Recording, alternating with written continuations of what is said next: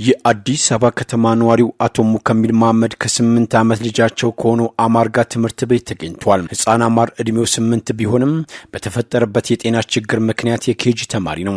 አማር ገና ከልጅነቱ ጀምሮ መሳቅ መጫወትና በእድሜ ልኩ የሚጠበቅበትን ለውጥ ማሳየት ባለመቻሉ ልክ 1 ዓመት ሲሞላው ቤተሰቡ ወደ ጤና ተቋም ወስደው ሲያሳዩት ያልጠበቁት የጤና ችግር በልጃቸው ላይ እንደተፈጠረ ተነግራቸው። የህፃን አማር የጤና ችግር ምንድነው? አማር ያለበት ሰረብራል ፓልሲ ይባላል።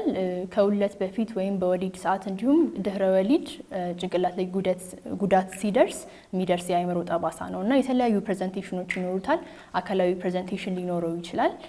ንግግራቸው ላይ ኢምፔርመንት ሊኖረው ይችላል። አንዳንድ ጊዜ ኮግኒቲቭ ወይም የማገናዘብ ስኪላቸው ላይ ኢምፓክት ሊኖረው ይችላል። ህፃን አማር በተከሰተበት የጤና ችግር ምክንያት መቀመጥ፣ መራመድና ነገሮችን መረዳት ባለመቻሉ ምክንያት ከ1 ዓመቱ ጀምሮ የህክምና ክትትል በተለይም የፊዚዮቴራፒ ህክምና በማድረጉ የጤና ችግሮቹ ተሻሽለው ትምህርት ቤት እየተራመደ መግባት፣ በራሱ ጊዜ መጫወትና ለተጠየቀው ጥያቄ መልስ መስጠት ጀምሯል። መጀመሪያ ያው የመቀመጥም የመቆሙም የመሄድም እድል አልነበረው። ከፊዚዮቴራፒ ያው ካላህ ሰበብ አድርጎለት አሁን ለዚህ በቅቷል። ጥሩ ደረጃ ነው ያለው። ቢቀረው ይሄዳል፣ ይጫወታል፣ ያው ማውራት የሚሉትን ነገር ይረዳል። ቃላቶች ትንሽ ያጥሩታል። አሁን ያደረሰበት ይሄን ይመስላል። ለ1 ዓመት ከ2 ወር አካባቢ የሚሆን ፊዚዮቴራፒ እኔ ጋር ሰርቷል። አማር እኔ ጋር በሚመጣበት ሰዓት ተደግፎ መቆም ነበረው፣ ግን ሲለቀቅ መውደቅ፣ ሲራመድ ተደጋግሞ መውደቅ ነበረው። እንዲሁም በሚቀመጥበት ሰዓት ሚዛኑን ቶሎ የመሳት ነገር ነበረው። እጆቹ ላይም ያለው እንቅስቃሴ የተገደበ ነበረ። አሁን ያው እንደምታዩት ራሱን ችሎ ይቀመጣል፣ ራሱን ችሎ መራመድ ይችላል፣ መሮጥ፣ መጫወት ይችላል። እጆቹ ላይም ያለው ፋይን ሞተር ሙቭመንቱ በጣም ኢምፕሩቭ አድርጎለታል። ወይዘሮ ኢየሩሳሌም ተስፋዬ የሁለት ልጆች እናት ናቸው። ሁለቱም ልጆቻቸው ከአፈጣጠር ችግር ጋር በተፈጠረ የጤና እክል ምክንያት ልጆቻቸው የፊዚዮቴራፒ ህክምና ክትትል እንዲያደርጉ የእናትነት ግዴታቸውን እየተወጡ ነው። መጀመሪያ ብዙም ይሄ እንደ ተፈጥሯቸው ነው ጠብቂ ምናምን ተብዬ እስከ 1 ዓመት ከምናምን ነው የጠበቅኩት። የራሴም ይሄ ውፍረት ነው ምናምን የምለውን ነገር እንዳለው ነው ያው ጨመሩልኝ እነሱም። ስለዚህ እንትን አላልኩ። በኋላ ላይ ሲጀምረው ሲጥለው ግን ያው የግድ ወደ ህክምና ተቋም ወስዶ ዛኔ ነው በደንብ የታወቀው። ምናልባት እኔ በተለያየ ምክንያት ከ2 ዓመት በፊት እድሜያቸው ከ2 ዓመት ሳይሆናቸው በፊት ያለው ማምጣት አልቻልኩም፣ ከፋይናንሻልም ከተለያየ ምክንያቶች። ሌሎች ልጆች ግን 2 ዓመት ሳይሆናቸው ይህንን ቴራፒ ከተሰጣቸው ቶሎ ለውጥ ማምጣት እንደሚችሉ ያለው እዚህ ወላጆችም ሳገኝ ስናወራም በጣም ለውጥ እያዩ እንደሆነ ነው የሚነግሩኝና እኔም በቅርቡ ለውጥ እንደሚኖራት እርግጠኛ ነኝ። በልጆች ጭንቅላት ላይ የሚደርሰው ጉዳት በአእምሮና በራስ ቅል ላይ ከፍተኛ ጉዳት የሚያደርስ ሲሆን ይህም በልጆች አካላዊና ሁለንተናዊ እድገት ላይ የረጅም ጊዜ መዘዝ ያስከትላል። የተቀናጀ የህፃናት የእድገት ውስንነት ያለባቸው ህፃናት 2 ዓመት ሳይሞላቸው የህክምና ክትትል ከተደረገላቸው በጤናቸው ላይ ከፍተኛ ለውጥ ያሳያሉ። ነገር ግን ህክምናውን በአግባቡ ካላገኙ ዘላቂ የአካል ጉዳተኛ አልፎም ተርፎ ሞት ሊያስከትል ይችላል። እነዚህ ልጆች በተለይ ከ2 ዓመት በፊት ተገኝተው ሙሉ ህክምናውን መከታተል ከቻሉ ጥሩ ለውጥ የሚያመጡ ልጆች ናቸውና እንደሱ አይነት ነገሮች ስለሚኖሩ ቶሎ ወደ ህክምና ተቋም መውሰድ አገልግሎቱን እንዲያገኙ። የፊዚዮቴራፒ ህክምና ወሳኝ የጤና እንክብካቤ አካል ነው። ታካሚዎች ከጉዳት እንዲያገግሙ፣ ስር የሰደደ ህመምን እንዲቆጣጠሩና አጠቃላይ የአካል ተግባራቸውን እንዲያሻሽሉ ይረዳል። የእንቅስቃሴ ገደቦችን ማስተካከል፣ አካል ላይ ያለውን የጥንካሬ ችግሮችን መመለስ፣ ቅንጅታዊ ሰውነት እንቅስቃሴዎችን ማዳበር፣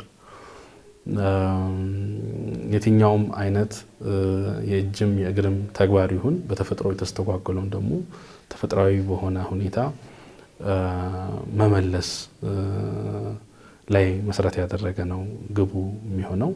ይሄ ያው ቅድም እንዳልኳችሁ እንደየበሽታው አይነት እንደ ጉዳት መጠኑ ተመርምሮ ተለይቶ የሚሰጥ ነው። በዋናነት ኒውሮ ዴቨሎፕመንታል ዲሴቢሊቲ ላይ የብዙ ባለሙያዎች ህብረት ይጠይቃል። የፊዚዮቴራፒስት፣ የስፒች፣ የቢሄቪየራል፣ የህፃናት እንዲሁም የቀዶ ጥገና ሐኪሞችን ጨምሮ ብዙ ቲሞች ነው ተሳትፈው ልጁ ላይ ጥሩ ለውጥ እንዲኖር የሚያደርጉት ማለት ነው። እነዚህ ቲሞች ተሰብስበው የማግኘት ነገር ብዙ ጊዜ ሆስፒታሎች ላይ ካልሆነ በስተቀር ሬር ነው። እና እነዚህ ሙሉ ቲሙ ባሉበትም ሆነው አፕሮች አድርገው ሙሉ ለሙሉ ሕክምናውን በተለይ በሁሉም ሴክተር ላይ ማግኘት አለበት ህፃኑ። ይህንን ግን ማግኘት ካልተቻለ ሙሉ ሕክምናውን አያገኝም፣ ጋፕ ይኖራል። አንዱን ሕክምና አግኝቶ አንዱን ካላገኘ ሙሉ ለሙሉ ለውጥ የማምጣት ሂደቱ ላይ ጋፕ ይፈጥራል ማለት ነው። የፊዚዮቴራፒ ህክምና አገልግሎትን በኢትዮጵያ ደረጃ ለማሳደግና የሚሰጡ አገልግሎቶችን የዓለም የጤና ድርጅት ባስቀመጠው መለኪያ መሰረት እንዲሆን ለማድረግ የፊዚዮቴራፒ ህክምና ማህበር ከጤና ሚኒስቴር ጋር የተለያዩ ስራዎችን እየሰራ ነው። አሁን ለምሳሌ አንደኛው ቀደም እንዳልኩት ፍሪ ስክሪኒንግ እንሰጣለን። ከተለያዩ ድርጅቶች ጋር ፕሮጀክቶች ላይ እንሳተፋለን እንደ ኒዱ ማለት ነውና ፊዚዮቴራፒስቶች በሚያስፈልጉበት ሁኔታ ላይ የተለያዩ ሞጁሎችን እንሰራለን። የተለያዩ ቴክኒካል ወርኮችን እንሰራለን ከፊዚዮቴራፒ አንጻርና ከሌሎች ስቴክሆልደርስ ጋር ሆነ ለምሳሌ ኦኩፔሽናል ቴራፒስቶች፣ ስፒች ቴራፒስቶች ያስፈልጋሉ። እንደዚህ አይነት ነገሮች ከነሱ ጋር በመሆን የተለያዩ ፖሊሲዎች ሊሆን ይችላል፣ ካሪኩለም ስልጠናዎችን እና ደግሞ ቴክኒካል ወርኪንግ ዶክመንቶችን እናዘጋጃለን። ከዛ ውጭ ደግሞ ስልጠና እንሰጣለን ለተለያዩ ድርጅቶች ኢንተርናሽናልም አገር በቀል ላይ ያሉት ማለት ነው። ስለዚህ በፖሊሲ ደረጃ የቀጣይ 10 አመት የታድሶ ህክምናና የአጋዥ ቴክኖሎጂ ስትራቴጂ ቀርጸናል። ከሰው ኃይል ትልቁ ማነቆ ደግሞ የሰው ኃይል እጥረት ነው። ያለንም የሰው ኃይል ከተማ አካባቢ ነው። ስትራቴጂያችንም ደግሞ የሚያወራው የታችኛው የህክምና መስጫ እርከን ላይ እንዲወርድ እንፈልጋለን።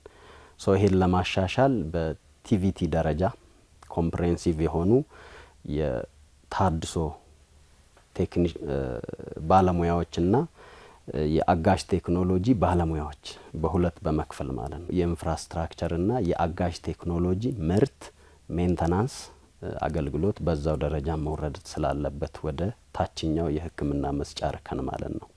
የፊዚዮቴራፒ ህክምና አገልግሎት በኢትዮጵያ እያደገና እየሰፋ ቢሆንም አሁንም ድረስ በዘርፉ በርካታ ችግሮች አሉ። የመጀመሪያው ምንድነው? የባለሙያ እጥረት ነው ወይም የሰው ኃይል እጥረት ነው። እንደሚታወቀው እስካሁን ድረስ እንኳን 1000 የማይሞሉ ፊዚዮቴራፒስቶች ነው ያሉን ሀገሪቱ ላይ ስፔሻሊ ኢን ፕራክቲስ ያሉ በስራ ላይ ያሉ ፊዚዮቴራፒስቶች ማለት ነው። ፊዚዮቴራፒ ያው ዘርፈ ብዙ ነው።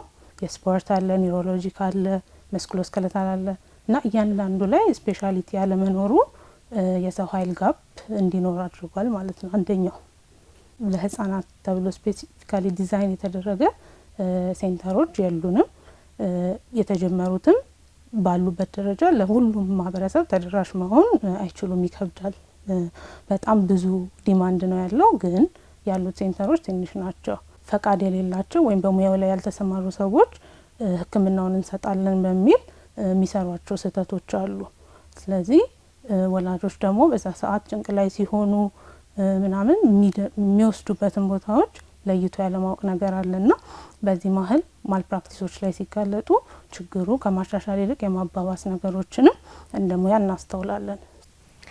ኒዮ ዲቨሎፕመንታል ዲስኤቢሊቲ ላይ ሲመጣ ብዙ ጊዜ ወላጅ ጋር ማህበረሰቡ ጋር የተለያዩ ሰዎች ጋር ያለው አስተሳሰብ ለውጥ እንደማይመጣ ነው። ግን በጣም ለውጥ ይመጣል። እነኚህ ልጆች ቴራፒ አግኝተው ከዛ በኋላ ከማህበረሰቡ ጋር ተቀላቅለው ትምህርት ቤት ገብተው ተመርቀው ስራ ይዘው የራሳቸውን ቤተሰብ መስርተው መኖር ይችላሉ። እና ይሄ ግን የሚሆነው የሁላችንም ትብብር ሲሆን ነው። ዲስኤቢሊቲ ብዙ ጊዜ ኢምፔርመንት ፕላስ ባሪየር እንለዋለን፣ መሰናክሎች ማለት ነው። ስለዚህ ከአካል ጉዳቱ ጋር መሰናክሎች ስላሉ ነው እነኚህ ነገሮች ማድረግ ያቃታቸው እነኚህ ልጆች። ልዩ ፍላጎት ያላቸው ህጻናት የወደፊት ህልማቸውን እንዲያሳኩም ትምህርት ቤቶች የአካል ጉዳተኞችን ፍላጎትና ምቹነት ያካተተ ሆኖ መገንባት አለባቸው። ልዩ ፍላጎት ያላቸው ህጻናት ከኖርማሉ ህጻናት የተለየ ኒዶች አላቸው። ስለዚህ እነዚህ የስፔሻል ኒድ እቃዎችን፣ ኢንፍራስትራክቸሮችን ተመቻችቶላቸው የሚሄዱበትን ለምሳሌ አንድ ህጻን ዊልቸር ተጠቃሚ ከሆነ በዊልቸር ተጠቅሞ የሚገባበትን አሰራሮች እንደ ትምህርት ቤቶች ብዙ ጊዜ የለም እና እነሱ ነገሮች እንዲኖሩ ማድረግ፣ ህንጻዎች ሲሰሩ ጥሩ የመግቢያ የመውጫ እና ህጻናቶችን እንዲሁም አካል ጉዳተኞችን ያካተተ ቢሆን ህጻናት ፍቅርን ብቻ ሳይሆን የተቀላጠፈ ማህበራዊ ግንኙነት ማነሳሳት ይፈልጋሉ። ገና ከመወለዳቸው ጀምሮ ማናገርና ማጫወት ከቤተሰብ ይጠብቃል። ህጻናት በእድሜያቸው ደረጃ መናገር መቸገር ወይም የሚነገሩ ነገሮችን ለመረዳት ሲቸገሩ ካስተዋላችሁ ወደ ህክምና ተቋም መውሰድ አስፈላጊ ነው።